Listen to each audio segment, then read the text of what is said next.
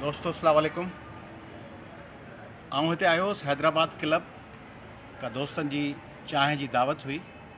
उन में मूंखे आबादगार मिलिया दोस्त ऐं वरी सॼे सिंध में अॼु मूं मुज़ाहिरा ॾिठा आहिनि क़ौमी अवामी तहरीक जा आबादगारनि जा। त आऊं उहा चांहि जी कचहरी ऐं दोस्तनि खे छॾे हिते ॿाहिरि आयो आहियां हैदराबाद क्लब जे कॉरिडोर में लाउंज में। अहम तरीन इशू आहे मूंखे जेको दोस्तनि ॿुधायो, ऐं सख़्तु परेशान थी वियो आहियां। उहा परेशानी ऐं सिंध हुकूमत ऐं वफ़ाक़ी हुकूमत ताईं पहुचाइणु चाहियां थो, ख़ासि तौर ते सिंध हुकूमत ऐं डिस्ट्रिक्ट एडमिनिस्ट्रेशन्स ताईं। हीअ सिंध में जेको यूरिया जो क्राइसिस आहे, यूरिया जे भाण जी 1768 रुपये वारी बोरी 2903,000 रुपये मिले थी। 3000 रुपया, यानी माण्हू डबल। ऐं माण्हुनि वटि पैसा कोन्हनि, वॾेरा पैसा ॾेई वेंदा, जागीरदार ॾेई वेंदा, सरदार ॾेई वेंदा, वॾा गादी नशीन ॾेई वेंदा, पर मिसकिन माण्हू वटि पैसा किथां ईंदा? तंहिंजे करे आबादी सफ़ा तबाह थी वेंदी, बर्बादु थी वेंदी। सिंध में वॾो क्राइसिस ईंदो कणिक जो, ऐं कणिक जो अहिड़ो क्राइसिस ईंदो जंहिंजो को तसवुरु कोन था करे सघो। कणिक जेका एकड़ मां 55 या 50 किलो या 50 या 55 मण या 60 मण निकिरे, उहा यूरिया जे क्राइसिस जे करे अधु थी वेंदी, यानी 25-30 मण निकिरंदी। थ्रेशर लॻंदो ऐं मार्केट मां कणिक गुम थी वेंदी। हीउ जेको लाॻाणो 21 ॾींहं 25 ॾींहं जेको पाणी मिलणो हो, उन पाणी सां गॾु यूरिया जी बोरी अचणी हुई। हिकिड़े एकड़ ते 3 बोरियूं घटि में घटि अचनि थियूं, हर पाणीअ ते हिकिड़ी बोरी अचे थी। उहा माण्हुनि वटि आई कान्हे, मिले ई कान पई। राति जो डीलर 2900 रुपया 3000 रुपया वठी पोइ जेके लाॻापियल ॻोठनि उते पहुचाए था वञनि, ऐं ॿुधायो पियो वञे त उहा सॼी स्मगल पई थिए। हिते वॾा वापारी उहा जेका उन्हनि खे कोटा मिलियल आहे FFC खां या एंग्रो खां या फातिमा खां, पैदा बि हिते थी थिए मीरपुर माथेले ऐं घोटकी में, ऐं सिंध जा माण्हू आज़ाद में, सॼे पाकिस्तान में असुलु अघ ते बि मिले।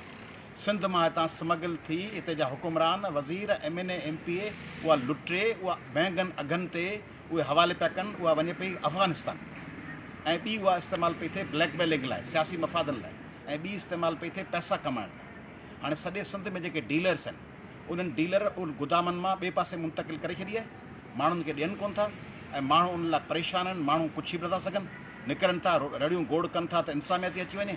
इहा ज़िमेदारी कंहिंजी बि, मुख़्तियारकारनि जी, DCs जी, असिस्टेंट कमिश्नर्स जी, ऐं सिंध जे कंसर्न डिपार्टमेंट्स जी, त उहा यूरिया जी सप्लाई यकीनी बनाईंदा।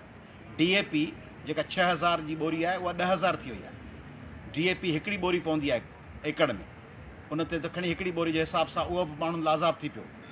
यूरिया जूं 3 बोरियूं थी पवनि, 3 बोरियुनि मां माण्हुनि खे 1768 वारी जॾहिं वञी थींदी 2900 ऐं 3000 रुपया, उहा मिलंदी बि कान, ऐं डीलर उन मां रातो राति अरबपति थी वेंदा, ऐं नतीजे में कणिक सिंध में हूंदी कान। बुख, हींअर अटो जेको तव्हांजो किलो पियो मिले 70 65 70 75, उहो तव्हांजो 100 टिपी वेंदो। माण्हू अॻु में बुखिया ऐं बेरोज़गार आहिनि, उहा तबाह थी वेंदा। ऐं हीअ हंगामी बुनियादनि ते ॿाहिरि अची ॻाल्हायां पियो, ऐं सिंध हुकूमत खे गुज़ारिश थो कयां, बल्कि वार्निंग थो ॾियां, सिंध जे माण्हुनि जे पेट ते लत न रखो।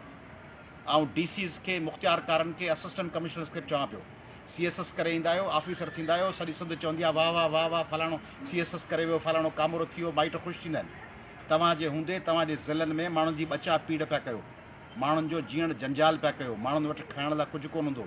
माण्हू ॿियो ॿोड़ त आई कोन्हे माण्हुनि वटि। हाणे 2 गिराह रुॻो रुखी मानी आहे, उहा रुखी मानी उन्हनि खां खसियो पिया। जेके हींअर सब्जियूं थींदियूं हूंदियूं, उहे सब्जियूं तबाह थी वेंदियूं। जेको केले खे कुझु मिलणो हूंदो, केलो तबाह थी वेंदो, ॿिया जेके फसल हूंदा, पर असुलु मारो कणिक ते थींदो। ऐं कणिक बेसिक आहे, GIP जो बुनियादु आहे। उहा कणिक माण्हुनि खां खसियो था त माण्हू पोइ छा कंदा?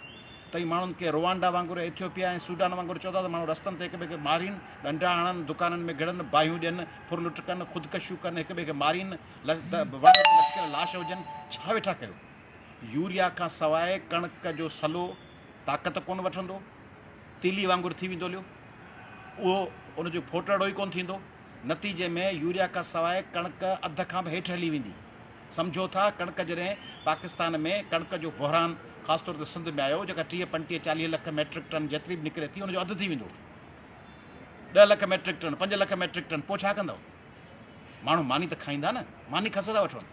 ऐं गुज़ारिश थो कयां सिंध हाई कोर्ट खे, चीफ जस्टिस साहिब खे, सुप्रीम कोर्ट जे चीफ जस्टिस साहिब खे, ऐं सॼी सिंध जी इंतिज़ामिया खे, ऐं सिंध जी समूरी सिविल सोसाइटी खे, आबादगारनि जे ॿियनि मामलनि में त लॻा पिया आहियूं पाण, सॼो ॾींहुं वेठा गोड़ कनि, सॼी Sindh civil society, social media ते हिन मामले ते केरु पुछे कोन थो।